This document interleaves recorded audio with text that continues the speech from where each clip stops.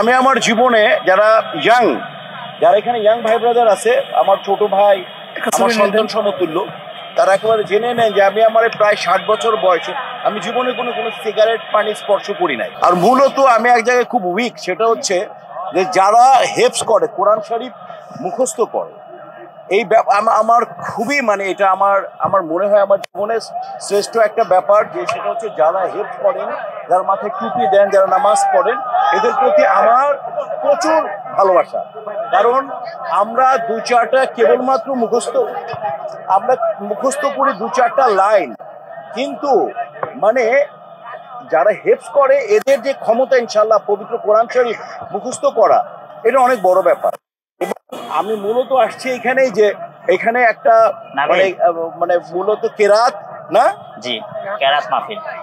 এবং নাশিদ মাহফিল এবং যুব সমাজের জন্য, মূলত যারা যুব সমাজ আছেন ইনশাআল্লাহ তাদের প্রতি আমার একটা কথা, যে আপনারা একটা ব্যাপারে একেবারে শিওর হয়ে নেন।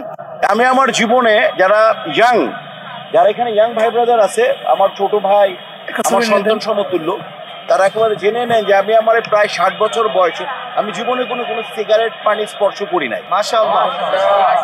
যেটা আমার স্বাস্থ্য ক্ষতি করবে, আমার পরিবার ক্ষতি করবে, আমার দেশ ক্ষতি করবে, আমার মাহৌল ক্ষতি করবে, এমন কোনো কিছুই আমি আমার জীবনে স্পর্শ করি নাই।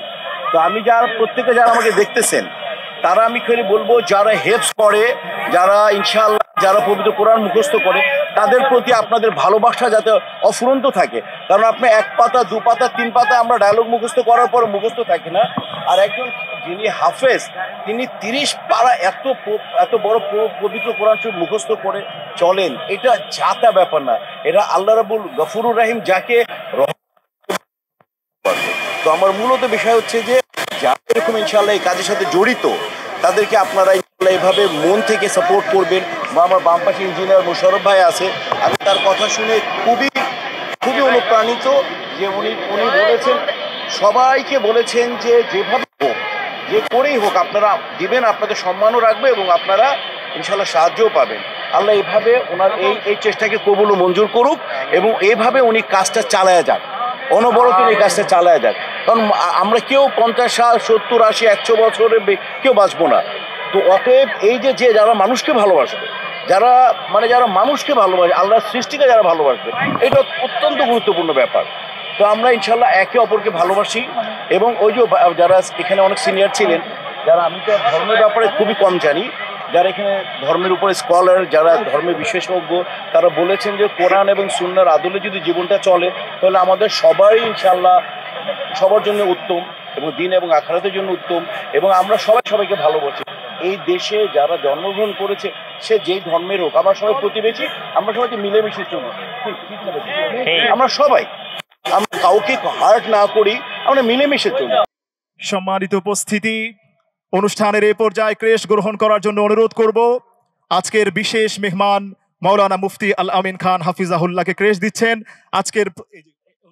আজকের প্রধান মেহমান ও প্রধান আকর্ষণ বিশ্বাস সওদাগর ভাই এবং আমাদের শায়েখ লুৎফর রহমান হাফিজাহুল্লাহ। সবাই একটু বলছি মাশাআল্লাহ। আচ্ছা, এই পর্যায়ে প্রধান মেহমানকে ক্রেশ দিয়ে বরণ করে নিচ্ছে আমরা।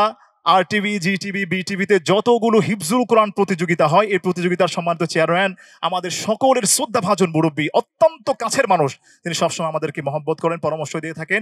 এই পর্যায়ে ক্রেশ গ্রহণ করার জন্য অনুরোধ করছি আজকের প্রধান মেহমান শাইখ আল্লামা লুৎফর রহমান হাফিজাহুল্লাহকে আমি ক্রেশ গ্রহণ করার জন্য অনুরোধ করছি। সবাই একটু জোরে সোরে বলি না মাশাআল্লাহ। একটু বসেন প্লিজ, বসেন। ধন্যবাদ। এই পর্যায়ে ক্রেশ গ্রহণ করার জন্য অনুরোধ করছি মাওলানা রাসেল হোসেন নুরানি সাহেবকে, সাংবাদিক মাওলানা রাসেল হোসেন নুরানি সাহেবকে ক্রেশ গ্রহণ করার জন্য অনুরোধ করছি। আজকের বিশেষ অতিথি